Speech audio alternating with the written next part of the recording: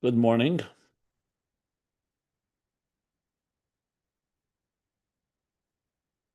So let's continue where we left off. We're doing an overview of the Maimori Chassidus, the output of Chassidus, namely Chassidus Chabad. We also did a little on the Baal Shem Tov and the Magid, and it concluded in the last class with the Frierdiker Rebbe, his output. What we didn't cover was the Frierdiker Rebbe's methodology, so to speak, what he added in the evolution and the Hishtalshelus of the teachings of Chassidus generation to generation. So briefly, the Frierdiker Rebbe, as I said, 30 years of Maimorim, his main output besides the letters, besides the Likutei Diburim we mentioned. And most of these Maimorim are based on the Rebbe Rashab, obviously also on the Rebbes before that. And what you see uniquely in his style is he takes an idea that the Rebbe Rashab discussed and will break it down into a lot more details. I'll give an example or two. As well as, in a sense, a chikira, a type of like discussion and analysis of the specifics of the topic that the Rebbe Rashab discusses. So we have one example that we actually learned when we were learning Ayin Beis, the end of volume 2. There was a discussion by the Rebbe Rashab about Yesh, Ayin, and Yesh. That the Yesh Amiti is Atzmus, the Yesh HaNivra is the Yesh, the creation, and the Ayin Be'emtza is the interface in between, Oir, basically. But in the Ayin itself, it breaks down into two levels of Ayin. The Ayin of the Yesh Amiti, the Ayin of the Yesh HaNivra. So one reflects more Das Elyon, one reflects more Das Tachten. The perspective from above is the Ayin of the Yesh Amiti, and the perspective from below is the Ayin of the Yesh HaNivra. And we learned it at length. Then we decided, the Rebbe Rashab continues and explains the different levels of bittul as one goes from the Ayin of the Yesh HaNivra to the Ayin of the Yesh Amiti, that there's different levels of bittul. In other words, there's bittul hayesh, bittul b'mitzias. Bittul hayesh means there's something that exists, but it recognizes and acknowledges its source. Bittul mitzias, there's nothing that exists, only the creator, only that reality. And that itself, he spoke about different levels, all the way up before the tzimtzum, the two levels of ayin, all the way in many, many levels of ishtalshlus, and all the way lifnei at tzimtzum. He even broke it into three levels. That there's the Ratzon Hagole, the Ratzon, the God's desire to create, where he begins to envision creation. There's before that, before Ales HaRatzon, Kedem Ales HaRatzon, where he did not yet desire, but there is definitely a manifest presence of divine presence, divine expression. And then there's a level, Eira Kol Batz Musei, that's completely all within the Etzem. So we decided then to learn Hemshech Sadik Dalet. Tofrei Sadik Dalet is a Hemshech from the Rebbe, from the Frierdiker Rebbe. Tofrei Sadik Dalet corresponds to the years 1934, 1933, 1934, or mostly 1933, I should say, the end of 1933, where the Rebbe, Frierdiker Rebbe takes, and based on those Maimorim in Ayin Beis, he takes those three levels that I just mentioned in Ratzon and before Ratzon, and breaks it, I believe, into 6 levels, and elaborates at length. And there you see exactly in a good example of taking the Rebbe Rashab, who already, like we discussed, is like the Rambam of Chassidus, quite elaborate, but takes it even further. And what you learn from that, you see how Chassidus really is an endless journey, that when you begin to explore and discuss any given topic, you can find more and more levels and details. Because ultimately, it's not just about technical and mechanical levels. We're talking about the interface between divine and existence. So that's one example. And there are many such examples that the Frierdiker Rebbe takes a sugya, a theme or a concept that the Rebbe Rashab developed, and develops it a lot more in more detail. Now, of course, there's also many, many additional chidushim and ideas that the Frierdiker Rebbe introduced that you don't really find in previous Maimorim, even although they're based on it. Another example would be Basi Legani, the famous Basi Legani, Tavshin Yud, is also based on a Maimer of the Rebbe Rashab, but it's a shorter Maimer, a Maimer in Tafresh Pei, actually. And also, I believe, in an earlier year, if I recall correctly. And there, in the four Maimorim of the Frierdiker Rebbe, you see he goes much further in developing, for example, the idea of the Bizbuz HaEtzus, that God splurges the treasures like a king. When it comes to victory in war, he splurges treasures that remain concealed. So in the Rebbe Rashab, you'll find that the theme is there, but the Frierdiker Rebbe develops it, and also turns it into a much more, I would say, almost a more of an actionable item, where you actually have, where he says, so the Avodah in our times, he'll talk often about our times, the Mesiras Nefesh of our times. You also see in the Maimorim of the Frierdiker Rebbe more of an association with the events that were going on. He won't speak specifically about anything, but especially about Mesiras Nefesh, about the challenges, about the darkness of Golus. There are quite a few Maimorim where he goes into that, as well as personal Avodah. But you find also in the Frierdiker Rebbe's Maimorim that you don't really find so much in earlier Maimorim, at least not to that extent. Personal. He'll describe personalities. There's a fascinating series of different Maimorim that the Frierdiker Rebbe describes a good person and describes a cruel person in such detail. Frierdiker Rebbe was like an artist in a way. You see it also in his sikhs that he was able to describe in words something, and he could actually visualize it. And he describes, of course, he describes beautiful things, but also once in a while he'll describe someone who's cruel and someone who is selfish or someone who's very sadistic, and he'll say it in very, very much detail. There's a mimer that the Frierdiker Rebbe said at the wedding of the Rebbe, where he does that as well. So you find in the Frierdiker Rebbe a lot more Avodah as well, when he talks about the Avodah of personalities, of how a person works on his midas, of improving a person's character and personality, and the way they behave, which again exists in previous Maimorim, but not to the same elaboration. So, as always, all the Rabbeim, each one of them adds a chidushim, I should say. There are plenty of new ideas, meaning new points that were not made earlier. But when you go back to the original, you start realizing that it's there, but you just didn't see it. Like I mentioned a few times about the Gemara and the Mishnah. It's never just a self-standing discourse or mimer on its own. It's always an element of a continuity from the previous with an addition, and you sometimes can really appreciate the previous Maimorim from the previous Rebbes when you learn the next generation or generations. That's more or less the story with the Frierdiker Rebbe's Maimorim. I already yesterday described the details of the structure of when he said the Maimorim and where, the journeys that he took, the 30 years, and the actual output. So that covers the Frierdiker Rebbe. And in the Spheres, the Frierdiker Rebbe, we compare to Yesod. And then comes the next, which we're going to discuss now, which is the Rebbe, the Der Hashvi, the seventh generation. But I'll stop for any questions,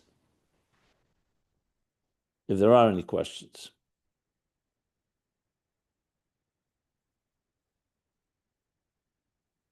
Okay. So with that, let us move toward the seventh generation. So here we have the Rebbe, born in the year 1902 on Yud Aleph Nisan, and assumes leadership, or marries the Frierdiker Rebbe's daughter in the year 1928. Reb Shimon, could I say something? Go ahead. All of these things that you said, 100%. In addition to that, the Frierdiker Rebbe gave us, all the Hasidim, the entire history, the details from the Baal Shem Tov until our time in a fascinating way. He was a powerful writer. And we know so much without the Frierdiker Rebbe, a lot of information we wouldn't know. It's very hard to understand how the Frierdiker Rebbe was able to do it because he was so busy and he was tortured and he Yeah, did so much and he was writing so much. It's impossible to understand how he managed to do it. And he was yeah. also very sick then. Okay, All the so sikhs. sorry, I'm glad you reminded me. I should have mentioned it. Let me elaborate a bit more about that. It's a good point. Um, I spoke about the output of the Frierdiker Rebbe, the Maimorim. We mentioned the Likutei Diburim, which also came out as pamphlets, but that's more the Frierdiker Rebbe's sikhs. What Rabbi Shlomo has just reminded me, which I neglected to mention, I should have, definitely a critical piece, is all the sikhs of the Frierdiker Rebbe that we have from 1920, literally all the way to 1950. But they also include another part of this body of literature, includes also his Rishimis, his Yomanim. The Frierdiker Rebbe wrote a daily journal. He wrote a daily journal, a Yoman, where he would document the events that happened in his life, from his childhood through his later years, his travels, when he went to America, went to Israel. So we have as well, now that is included, a lot of it in the Igris Kodesh and the Frierdiker Rebbe's letters, which I did mention, and in many of the Sikhs, he would actually give out a piece of that Yoman, a piece of that journal, or he would talk about it. So that there's And no the question. Sefer the A Choines second, also. let me just finish, and then you'll. One second, let me just finish what I want to say. So the Frierdiker Rebbe did something unique. Clearly, he saw the need to document. He saw, first of all, Lubavitch was moving, remember, from Eastern Europe, Russia, Soviet Union, Poland, and so on, to the United States. And the way, being a bridge between that old world and the new world, the Frierdiker Rebbe saw it necessary to document all the history of Chabad. So it's a whole piece I didn't even mention. It's just my own. It slipped my memory, slipped my mind, and that is that he actually wrote all the events that happened, not all, literally all, but everything he knew with the names of Chassidim, stories. He actually published another two books I should have mentioned, called 2 volumes, I should say, Sefer HaZechrenos, Sefer of memoirs, where the Frierdiker Rebbe dictated to a man called David Leib Meckler. He was a journalist in New York, in Yiddish. 2 volumes were published, and those 2 volumes have been translated into English and other languages, as well as I said, in many of the Sikhs and his Rishimis, his journals, he documents that life and things that we did not know before, and really is the basis of a lot of the history of Chabad, and it's the Rabbeim and the Chassidim, and the events that took place. So this is a very rich part, which again deserves proper to do justice, proper mention. And I thank you for reminding me that. I just really it was not deliberate. It wasn't. It is very much part of this discussion, even though it's not Chassidus Chabad as in a formal mimer, but it's Chassidus Chabad in the form of the history, the biography, the stories, and the Torahs and everything that come out through that whole picture. So we end up having the 2 volumes of Likutei Diburim, the 2 volumes of Sefer Zechrenos, and Sefer HaSichos that goes all the way from Tafresh Pei, 1920. So there's actually a series.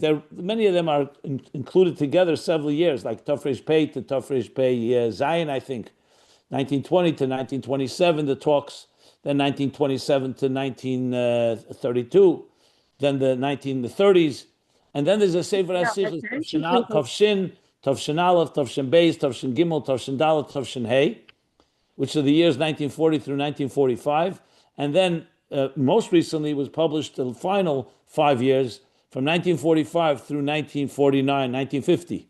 Yud Shvat was, of course, the end of the Frierdiker Rebbe's Nesius on this earth, so meaning the end of his life in this world, and that is, as I say, besides Sichos and talks where he talks about Chassidus, also a big part of it is the history, the story of Chassidim, his own life.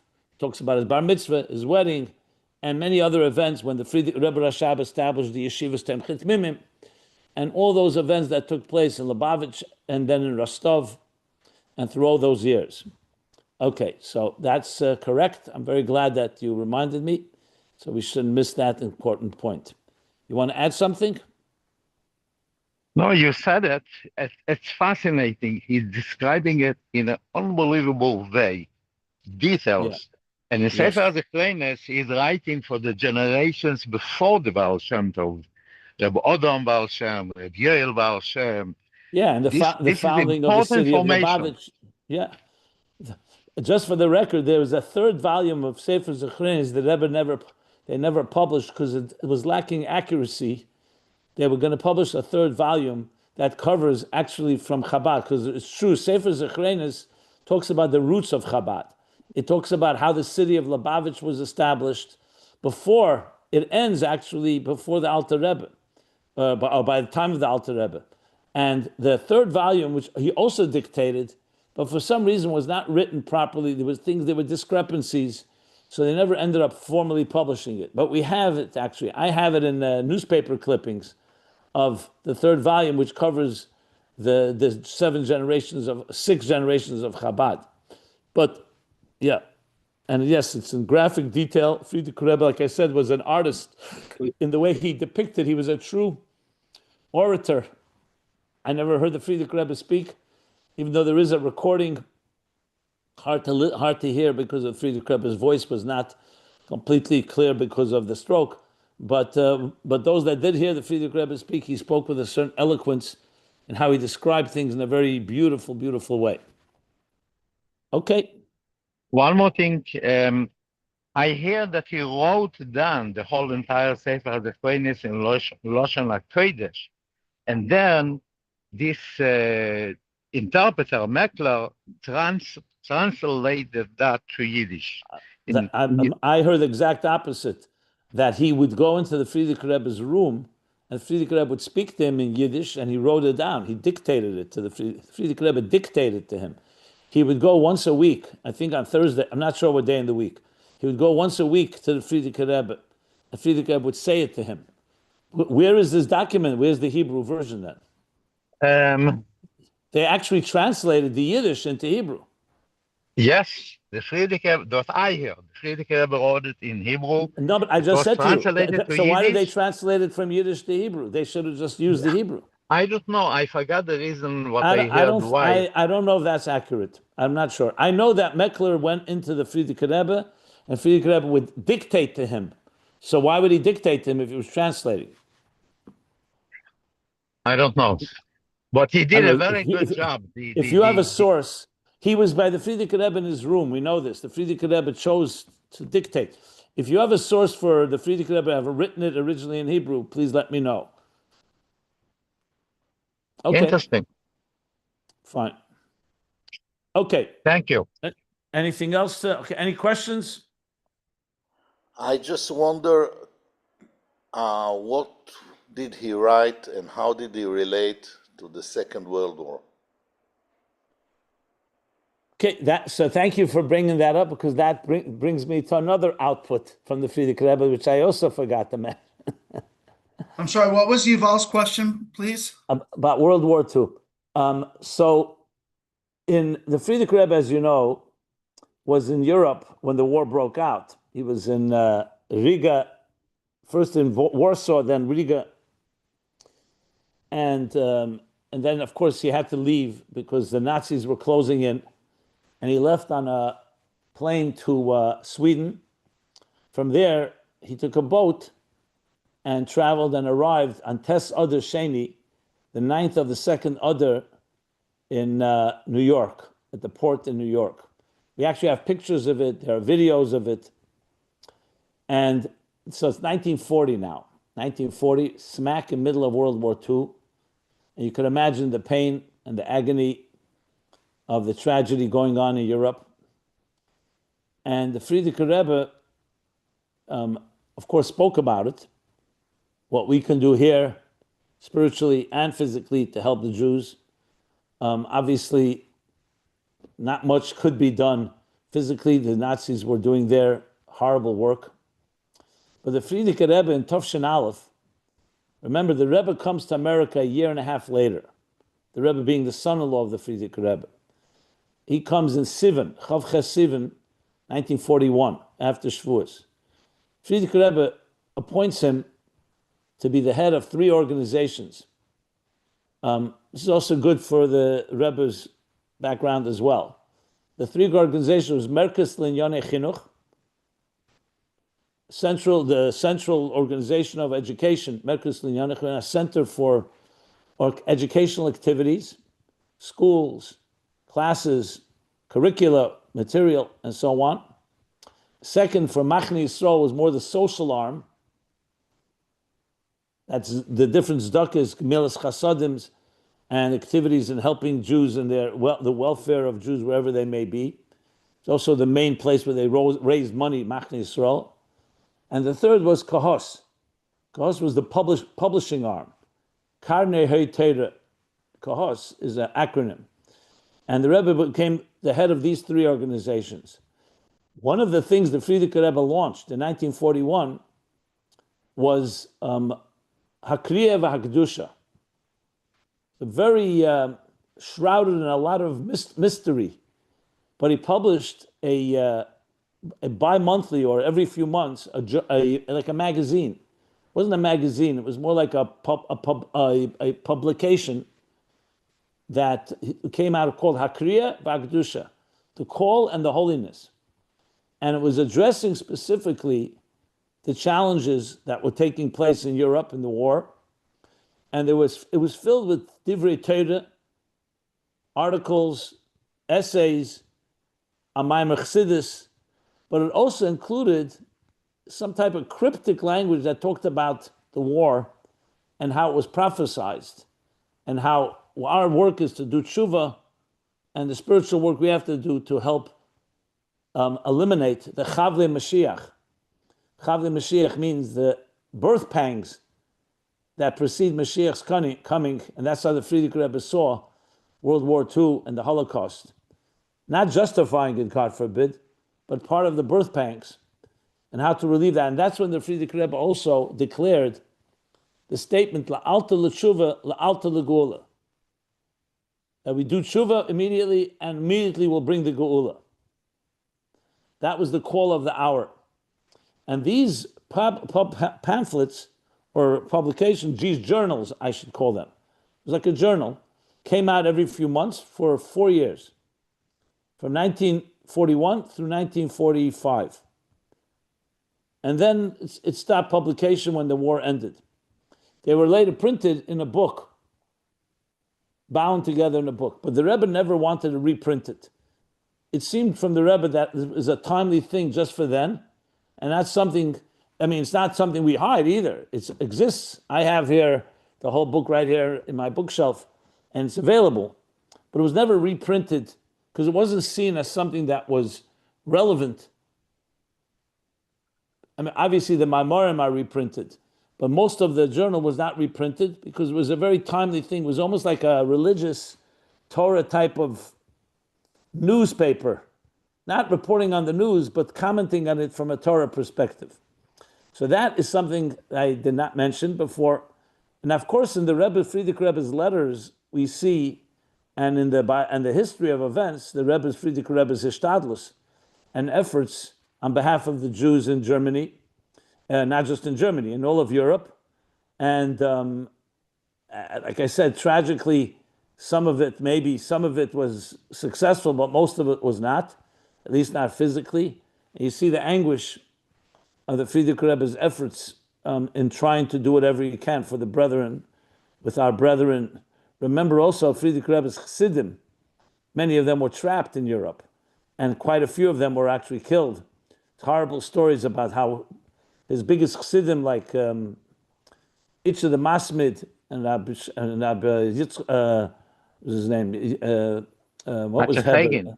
Chatzefagin, his secretary, Yehuda Heber, the Rosh Yeshiva. Hey, they were burned alive. I think it was, I don't know if it was in Yom Kippur, but they were burned alive in a shul. And they were dancing then for the opportunity of Kiddush Hashem. Yeah, and Friedrich when Rebbe fainted when he heard Rabbi Sholom what happened. yeah, when he heard it, he had actually a bad physical reaction. So it was a very painful and difficult period. I have tried myself many times to read the Maimorim that the Friedrich Rebbe said in those years to see if there are any hints. Sometimes you find something.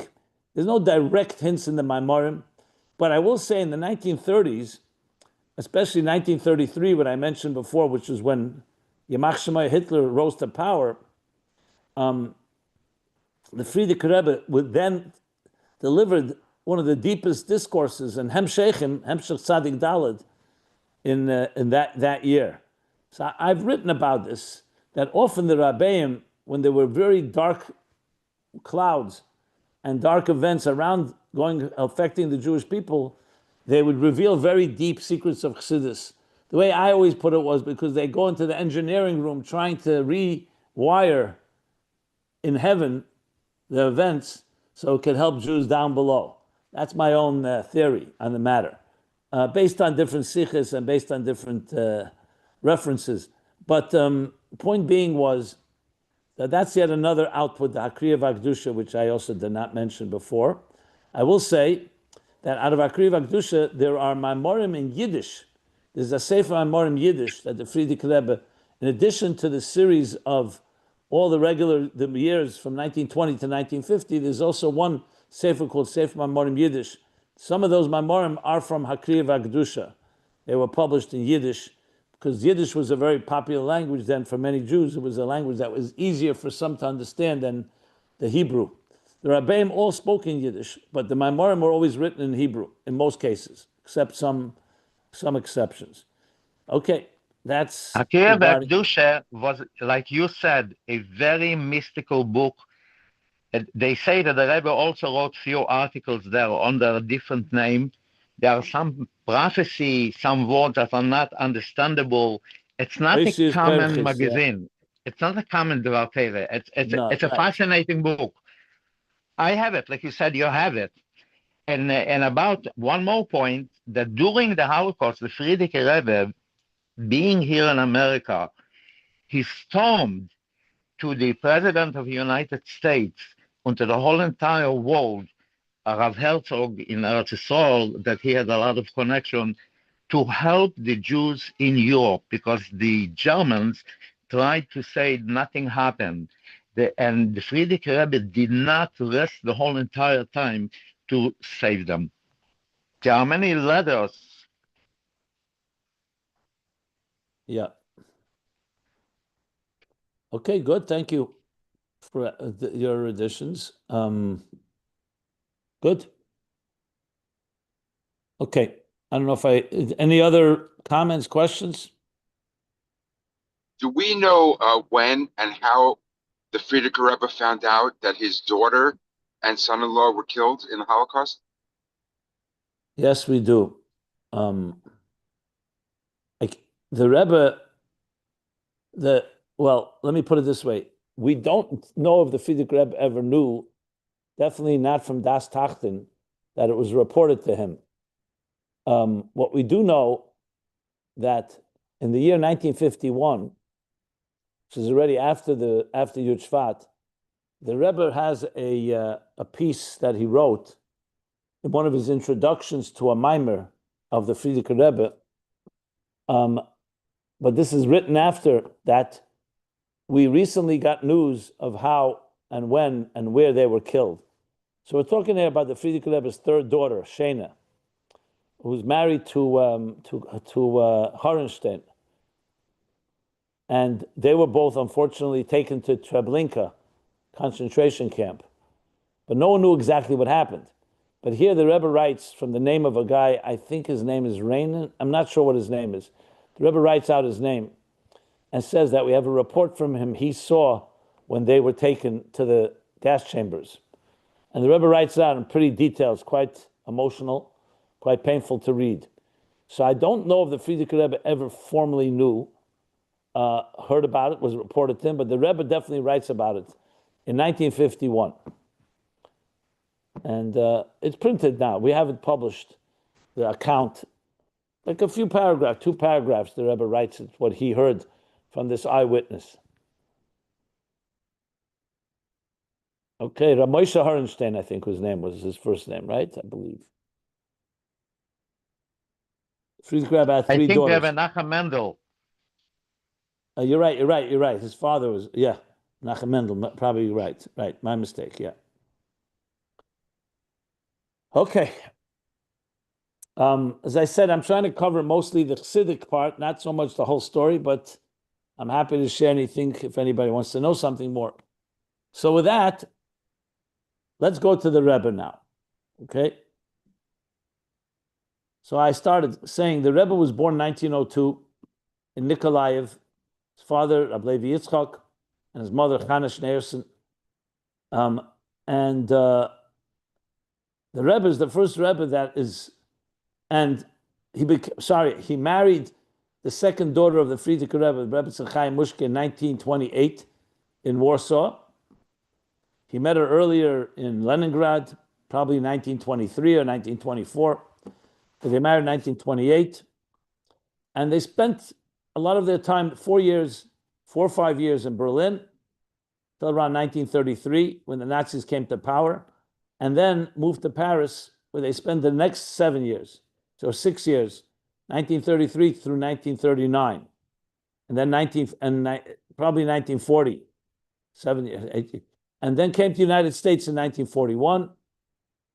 9 years later, the Rebbe, Frierdiker Rebbe, after the Frierdiker Rebbe's Histalkus Hilula, Yud Shvat Tov Yud, 1950, the Rebbe assumes leadership. Formally, the year later, 1951, and he's our Rebbe. I know the rest of the history, so we'll talk about the Rebbe in the same context. First, the output of the Rebbe's literature, which is quite extensive, in many ways more elaborate than all the Rebbes before him. And I'll try to break it down into all the different components. Some of you may be familiar with, maybe some of it not. And as I mentioned earlier, in 1941, the Rebbe also became the publisher of the Chabad publishing arm, Kahos, the chief publisher. And as such, he was directly involved in publishing Chassidus, Maimarim of the Frierdiker Rebbe, letters, the Sichos, the talks, as well as other publications that the Rebbe initiated. I'll try to mention the ones that come to mind. But let me begin first with a general overview of the Rebbe's output. The Rebbe's style and methodology I'll cover afterwards.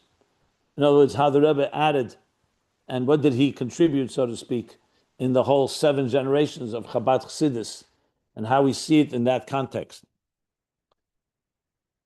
Now, of course, I am most familiar with the Rebbe's teaching because I was a direct student and a chayzer and maniach of the Rebbe.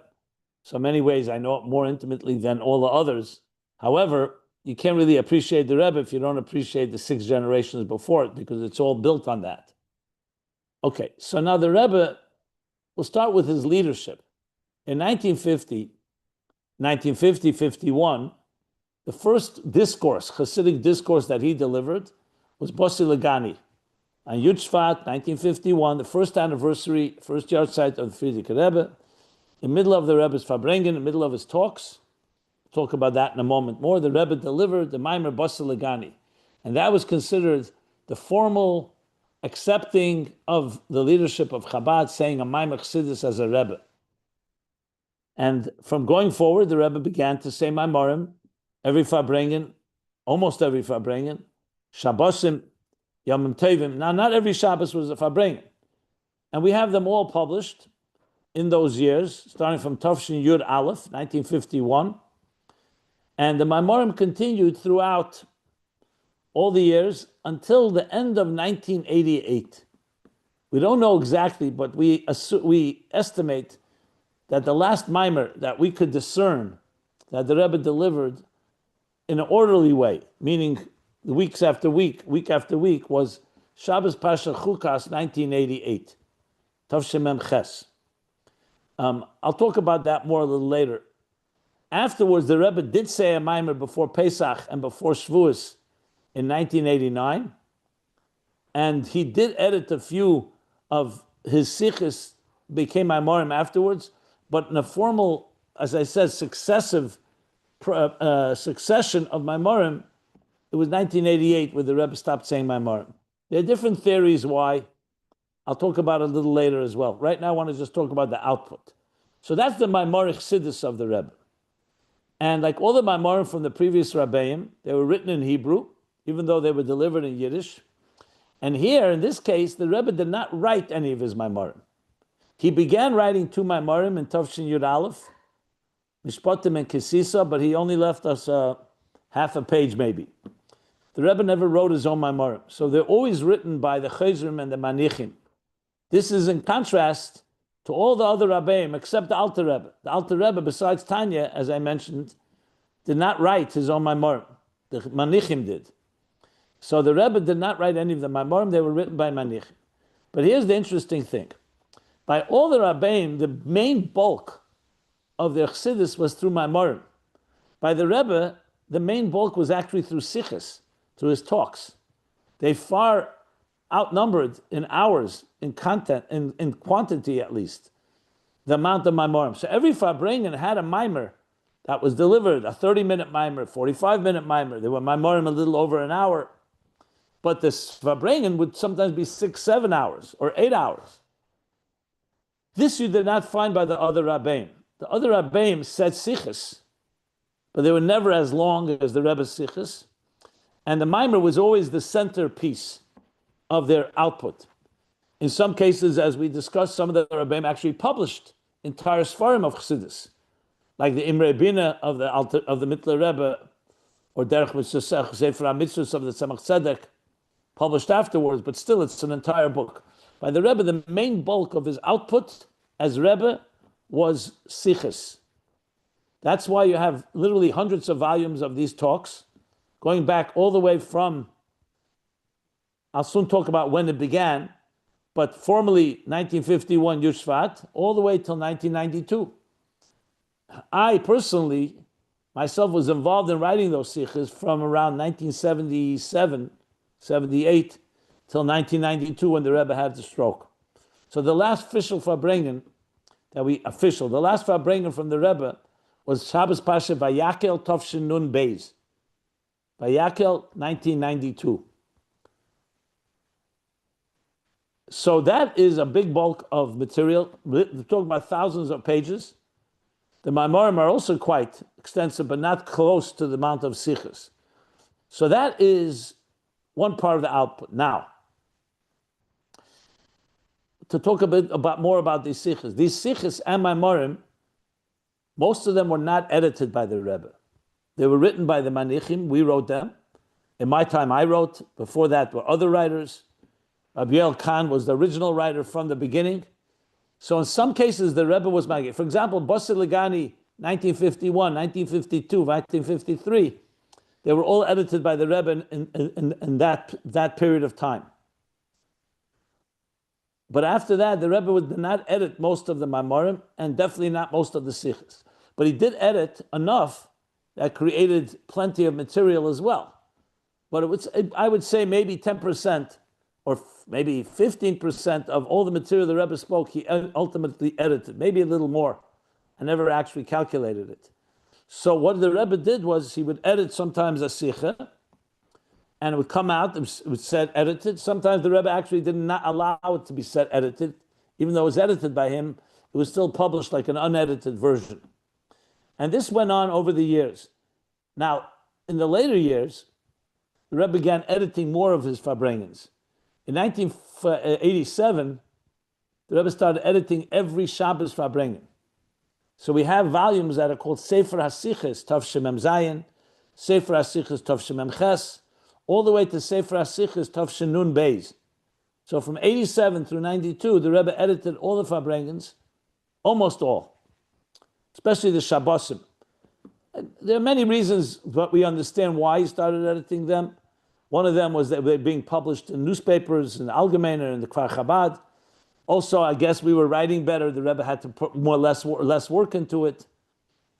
Or as in general, just as the generations go, there's a more gili of Chassidus. It also corresponded in Mem Zayin was also the year 87 when the court case with the Svarim was won. So some attributed to that it was the Rebbe's way of, like after Yutas Kislev, more output, more editing, more publishing.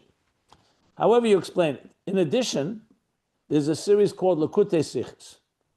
Likutei Sichos was established in the mid-50s and later in the 60s, which is now volumes of 39, even 40 volumes. Likutei Sichos was another organization. It took one idea from a Farbrengen, let's say a beer explanation in a Rashi, or an explanation in a Zohar, or a Hadron on the Gemara, the end of a Gemara, or explanation in the Rambam, or Pirkei Avos, and the Rebbe would prepare just that piece, not the whole Farbrengen, and the Rebbe would edit it, and it would be studied that Shabbos every week. This came out sporadically in the late 50s, I would say early 60s. Then later, the end of the 60s. In the 70s, it began to accelerate, whereas after 75, the Rebbe started editing every week. So it's another series. This we call Likutei Sichos. That's why it's called Likutei. It's a collection from. It's only a likut, meaning a collection, it's not the whole Sicha. So if you look at the full Farbrengen, you'd see that, say, 100 pages. And a Likutei Sichos would be 10 pages on whatever topic it covers. So we have, that volume, all edited by the Rebbe. Now, let's take this a little further. When did the Rebbe begin saying Sichos? He didn't begin in 1951. A Maimer, he began in Maimorim, he said, began in Basel Lagani Yud Shvat. But the Rebbe Farbrengt before 1951, Farbrengt in 1950, 1949, 1948, all these years the Rebbe Farbrengt, especially on Shabbos Mevarchim. So though he wasn't a Rebbe yet, he had a Farbrengt. The Friedrich Rebbe, the Rebbe's words made a takana that the Rebbe should Farbrengt every Shabbos Mevarchim. So Shabbos Mevarchim, the Shabbos that blesses the new month, there was always a Farbrengt. In the early years, not many people attended, but people attended. It was upstairs in 770. And after davening, the Rebbe would sit down in his talus and Farbrengt an hour, hour and a half, or half hour, whatever. And we have some of those were written down. Remember, being that he wasn't a Rebbe yet, not when everyone thought that they had to write it down. But some people did write down some of the notes, and we were involved in publishing some of them. So we have approximately, I would say, 10 to 15 of these Rishimis, of these transcripts of things the Rebbe said before 1950, before he became Rebbe. One interesting one is the Rebbe often would ask who's at the table, and he would ask their name, and the Rebbe would explain their name, al pi Kabbalah, al pi Chassidus, al pi Avodas Hashem. And he would also often explain if they had a particular vocation. So there was a chess master, his name was Rashevsky. He was a frum Jew, and he came to one of the Farbrengens in 1948. And the Rebbe saw him there, so the Rebbe spoke a whole sikha, a whole talk on the meaning of chess and all its moves and all its pieces in Avodas Hashem. Now, when there was a book printed, Yemei Bereshis, like a diary or a biography of the first years of the Rebbe's leadership. So I prepared that sikha. I went to people who were eyewitnesses and people who listened, and I was able to piece it together. And I prepared the sikha to the Rebbe for the Rebbe, and the Rebbe edited. So that's very unique. The Rebbe editing a talk that he delivered before he became Rebbe in 1948. It's printed in Yemei Bereshis. So it's a whole lesson on chess. Very interesting. So the output of the sikhs of the Rebbe began before his leadership. We have some of them. Most we don't have, to be honest, but some we do have. And this goes back. The earliest we have is from, I think, 1944. Prior to that, the Rebbe probably also Farbrengt Shabbos Mevarchim or other times, but there we'd have very, very scant and very little material because it wasn't really documented by anybody. We do know the Rebbe, when he came to America in 1941, he came, I think, on a Tuesday. Thursday night, he had a Farbrengt for 6 hours. and he spoke about Arbet Sichim Lahedis, 4 people who have to bench Goimel. And the Rebbe, of course, came over the sea, so he bench Goimel. He spoke about it in Pshat, the Remez Drush Sod, for many, many hours. I worked very hard on trying to piece it together. I could never really do it successfully. So we have little fragments of what happened there from people who were there. I tried in 1991, when it was 50 years of the Rebbe's arrival to America, we published a booklet that the Rebbe then handed out called Kovetz Chavches Sivan. And there I talked to all the people that were there in 1941, and then I sent it into the Rebbe, asking the Rebbe, maybe the Rebbe can give us some of the notes of what he spoke, and we would develop it. But the Rebbe said there was not time to do so. So it ended up being that I know the Rebbe spoke them, but we don't really know what he said in detail. Over the years, the Rebbe spoke about it different times, so it could possibly be that we do know, but not what happened in 1941. Okay, that's as far as the talks. Now we also know the Rebbe spoke at different occasions, like weddings. At a wedding, at a Kabbalas Ponim, at a bar mitzvah, at a bris. We talked about before 1951. After 1951, we have written as part of the Sichos, part of the talks of the Rebbe. Before 1951, in some cases, we have the Rebbe himself wrote notes for himself, what he would say at this and this wedding, or in this and this Kabbalas Ponim, or other Simcha, or other occasion. So this leads me into another part of the Rebbe's output, which was discovered primarily after Gimel Tammuz. And that is the Rebbe wrote Rishimus. He had a journal where he would write for himself things he heard from the Frierdiker Rebbe, and as well as his own explanations in different topics and themes, in Chassidus, in Nigla, in Kabbalah, and so on. So this has been published in quite a few volumes. It's something like, I think, 12 volumes of Rishimus. They also include a diary where he writes the things that he had heard from the Frierdiker Rebbe that happened over the years in his time. And it's a whole body of material. That's yet another output. Now, all of this was written before the Rebbe's leadership. We knew it existed because the Rebbe referred to it from time to time. You know, a few times the Rebbe wrote to look for it in his Rishimesai, my Rishimus, in my notes. But after Gimel Tammuz, it was published. A lot of it is very, very concise and hard to understand. But the publishers, they unpacked it a bit by adding explanations, so we have the explanations. So that's the Rishimus. The next part of the Rebbe's output is the Igres Kodesh, the letters of the Rebbe, which is also quite comprehensive. We have now over 38 volumes, I believe, and it goes back from letters that he wrote. I think the first one we have is from 1921 or 22 to the Ragatchover. Of all people, he wrote a letter to the Ragatchover. So we have letters that span literally from the Rebbe's earliest years. 1921, the Rebbe would have been 20 years old, 22 years old, 21 years old. So we have letters that go from there all the way to the current. There's still volumes that have not been published. I think the last volume published was in 1979 or 1980. It was something in the early 80s, I think. They're still publishing the letters. And that's another whole bulk of material, many things that you don't see anywhere else. Some of them, of course, overlap themes that we find in Sichos, in the Rebbe's talks, in the Rebbe's Rishimus. So that's the Igros Kodesh.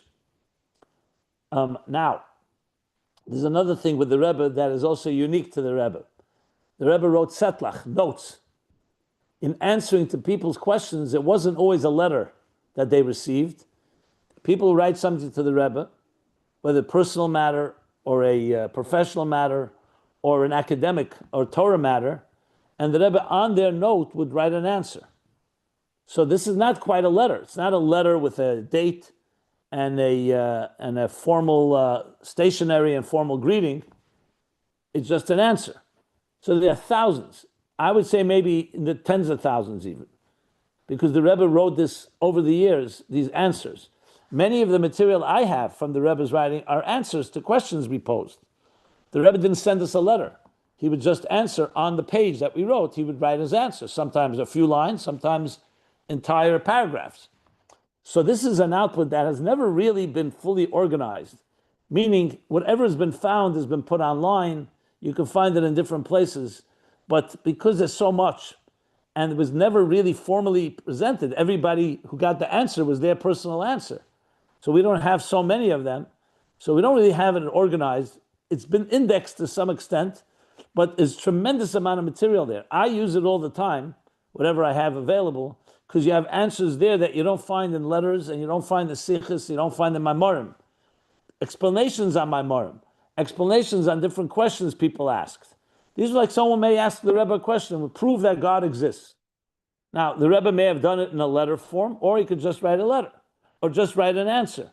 So we call them minus answers that are, as I said, sometimes short, sometimes long, but it's a big part of the Rebbe's output, which I don't believe you find from any of the other Rabbeim. All the other Rabbeim, their output was either formally through Maimorim, or sometimes a sicha, a talk, or a letter that they wrote, correspondence. But here we have these hundreds, literally thousands upon thousands, and they continue to come out every day. I see a bunch of my inbox. I see it on WhatsApp. Someone discovered a new piece, because it could be anybody. Anybody out there in the world could have gotten an answer that was never publicized before. Very often today at weddings and at bar mitzvahs, people give out what's called a tshuda. A tshuda is like a gift, a memento would be the right expression, a memento. And in it, many of them publish many of the answers that their family received, letters. So a lot of them have new stuff. So this is an ongoing journey that is continuously revealing more and more treasures from the Rebbe's output. And it's always fascinating.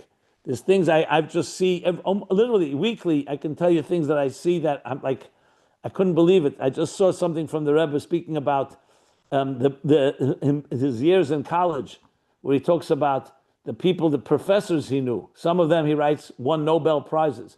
He says they were tremendous scientists in science, but in human behavior, when it came to their own personal blind spots, there was nothing scientific about it. Very interesting answer the Rebbe wrote to someone. Like it was a note that the Rebbe wrote to someone. Just something I literally saw a few days ago. So bottom line is that. So we have that as well. Now there's more. There's a lot more. Time is limited, so I'll just go over a few other things. Hopefully I can cover, and then we'll cover the rest. We'll continue on Sunday. Now, let me see where I begin here. So being the Rebbe as a publisher, so in 1941, the Rebbe began publishing material. And he started publishing all types of material. Some things the Rebbe himself wrote, some things he delegated to others, like Rabbi Nissim Mendel. Dr. Nissim Mendel was a member of Merkus, was a part of the secretariat of the Frierdiker Rebbe and later the Rebbe. So he was a writer. He was one of the writers and editors, and there were a few others. So the Rebbe started publishing material, some for children, some for adults. So I'm going to mention as many as I can that come to mind. I don't have a comprehensive list in front of me. Maybe I'll find it over Shabbos and I could share it. But the few things that come to mind, I'll start with the Rebbe himself, what he personally wrote. So we're all familiar with Hayom Yom.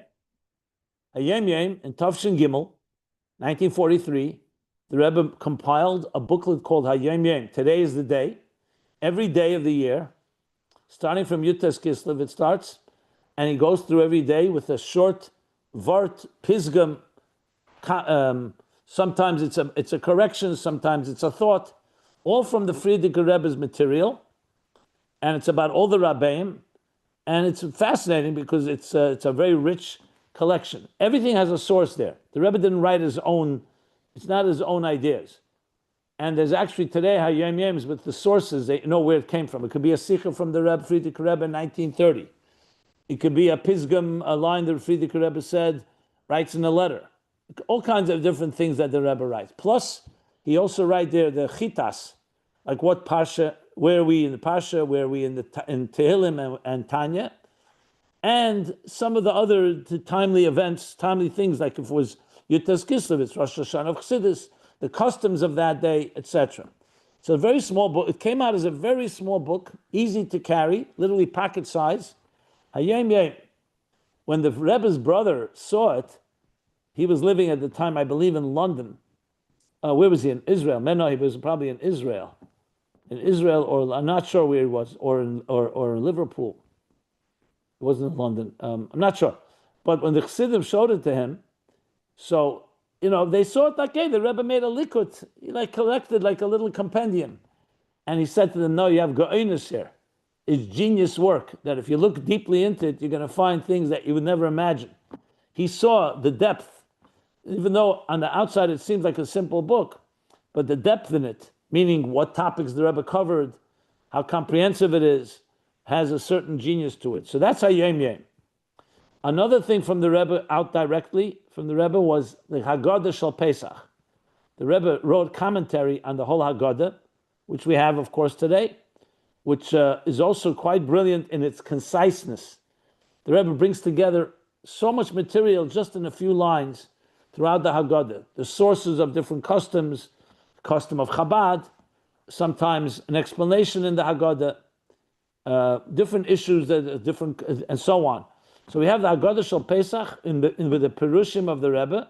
He added more to it a little later, and now we have it as Haggadah Shel Pesach. This is a full book made by the Rebbe. The Rebbe began doing the same thing with the Siddur, but that never ended up happening, so he never really finished it. But we have on the Siddur some of the Rebbe's footnotes. That's the Haggadah. Now, one more thing, and that's when maybe I'll stop after that, and we'll continue on in the next class. In 1945, which is, I guess, after Akriya Vagdusha, the Rebbe started publishing a thing called Kovetz Lubavitch. Kovetz Lubavitch means, Kovetz is like, how would you try, a journal of Lubavitch. Another type of journal that came out that had in it, interestingly, had some words of Torah, but also about the events, people who got married, bar mitzvahs, a little also about somewhat like almost like a newsletter, a Chabad newsletter of events going on in Chabad during that period. And the Kovetz Lubavitch came out for several years. It was then came out again later in 1955, but in it was one interesting column that's why I'm mentioning it, is a column called Tshuvas U'Biyurim, where people wrote questions to the Rebbe in Torah, and the Rebbe answered them. So in essence, it's really like a letter, and later was included in the series called Igris Kodesh, the Rebbe's letters. But it was first Tshuvas U'Biyurim, and later was published as a separate booklet, where you have around 20 essays from the Rebbe. A very famous one is, for example, to explain the details of Tchias HaMesim, resurrection. So the Rebbe has an essay that spans around 10 pages, fascinating essay that the Rebbe himself wrote. So Tshuvas U'Biyurim was an output from the Rebbe. It's probably the only thing we have that the Rebbe himself wrote from beginning to end. Even the Igres, the letters, many of them the Rebbe wrote, but many of them he also dictated.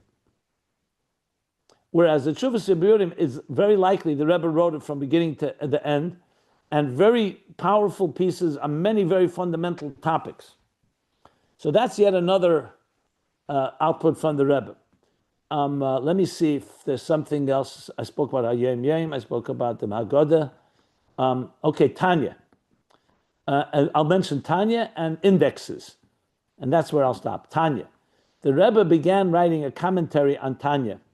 Not a detailed commentary, more like the meticulous details of why the Alter Rebbe brings up Pasuk, the part of the Pasuk, possible corrections, different questions that were obvious questions on Tanya. The Rebbe wrote a commentary, which the Rebbe writes in one of his introductions that he's planning to publish a Tanya HaSholem, a complete Tanya, where the Tanya would be like the Gemara in the middle of the page, some footnotes, sources on the side of the page, some suggested corrections, and explanation at the bottom, explanation including things from all the Rabbeim on Tanya. The Rebbe never ended up doing it in a final form, but we have a lot of his notes that he did for it. Just now, recently, in this past year, it was actually published by Kohos, was published as Tanya HaSholem, trying to fulfill what the Rebbe's will was, using most of the Rebbe's notes and materials. So we have now Tanya HaSholem with a lot of the Rebbe's commentary. Now, mind you, the Rebbe did include this commentary to different people who taught Tanya. Rabbi Korf wrote a sefer called Likutei Biyurim on Tanya, and the Rebbe gave many, many notes and comments. Rabbi Weinberg taught Tanya on the radio for many years. The Rebbe would edit all those classes and with many notes as well. Rabbi Chitzrik published a commentary on Tanya. The Rebbe gave him many notes. So we have a lot of stuff from the Rebbe that was published by these different authors that includes the Rebbe's comments on Tanya. Another thing that is a complete chiddush of the Rebbe is indexes, mafteches. The Rebbe was a master of writing an index. There's an index on Tanya, on Torah on Likutei Torah, on Derech Mitzvah, then later on the Rebbe Rashab, and on the Frierdiker Rebbe. Probably a few more. Now, an index may sound like an easy job, but it's not. An index means you read through the pages of a book or a sefer, and you can't just put everything into an index. It has to have some wisdom to it. Just because Shabbos is mentioned on a page, you don't just put it into an index. It could be in passing and tangential. So the Rebbe made this brilliant index, which I personally have studied over hundreds of hours, because to seeing how he structured, why he put certain things in Erech Shabbos and others in Yom Tov, how he cross-references. It's a whole wisdom in cross-referencing. You can even say it's the early stages of search and AI, to be honest, because the Rebbe didn't do it with technology, he did it with his mind. But he would go through Tanya, and Tanya has now an index in the back. And we actually have entire essays have been written and analysis why the Rebbe put some things, for example, Shemesh Umoyer. Shemesh is a sun, Moyer is a luminary. Certain times in Tanya he talks about both, and the Rebbe will put some in the entry on Shemesh, on sun, and some in the entry on Moyer, on luminary. Why? And the Rebbe was asked, and in 1968, he actually gave a whole explanation. The difference between a Moyer and a Shemesh. So you could learn a lot of wisdom from these indexes. And when I worked on Sefer Likutim, these indexes came very much to use because we structured it based on the Rebbe's index and how he structured things in the index. So that's yet another output, not directly written Chassidus, but an index of Chassidus. And we have that also obviously published and available. And that I think that covers, I'm sure there's some things I'm missing. I will share that when we continue. I didn't share the other publications the Rebbe initiated, like Talks and Tales, Shmuas and Kinder, and other things in English and other languages, which I'll talk about more in the next class. So this is part of the output of the Rebbe, but not everything. So if I miss something, just let's wait till Sunday. Right now, I have to do some things, so I think I have to conclude. But if someone wants to ask anything, quickly, please. I have a question about the Igris. Did the Rebbe direct that the Igris should be compiled and published? And did he provide the material from what he wrote? Or was this more of an initiative of people just sending in letters, their personal correspondence with the Rebbe, and then a centralized... Okay, the answer is very straightforward. I understand. In the early 80s, the Rebbe instructed that they should print Igris Kodesh of the Frierdiker Rebbe, the Frierdiker Rebbe's letters. So they began doing that.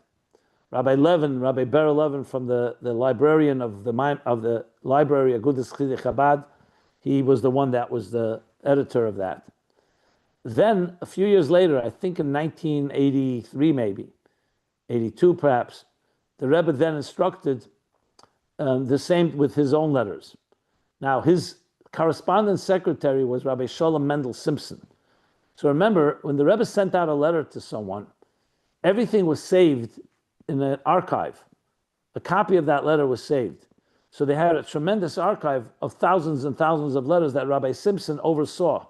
He was the archivist, and he was the correspondence secretary. So he was instructed to begin publishing. So it was a directive from the Rebbe. And as I said, they haven't finished it yet. And the letters, more and more letters keep being discovered, because there was an amount of letters that he saved in the archives. But there were many letters, maybe numbering in the hundreds, of definitely maybe in the thousands, maybe, or definitely in the hundreds. I would say in the thousands, letters that were not saved for whatever reason. And many people began to send in their letters. So there's a lot of letters that keep on coming in to the editors of Kahos, of these Igres. So there's going to be plenty of new editions with more and more letters coming out. But it was a directive straight from the Rebbe, and it's a work in progress. Thank you. It's also very I should also add, one second. I should also add that there are many letters that were redacted, either entirely or parts of it, because some of them are very private, and sometimes names were redacted. And that the secretary, Rabbi Simpson, made that decision, and the Rebbe wanted that because certain private things people wrote privately to the Rebbe, or things that were very, very personal or that remain confidential, etc. So we don't have every letter, obviously. It's only letters that are appropriate for publication. I wanted to make a tiny little comment about Mashiach being called a ani, and in relation to the Rebbe's minus that he keeps answering and writing to everyone, could have a relation. Maybe not. I don't know. There were letters that the Rebbe sent that he signed. There were letters that the secretary signed. There were letters that the Rebbe signed the name of the secretary, and you could see the difference. I have all three of them.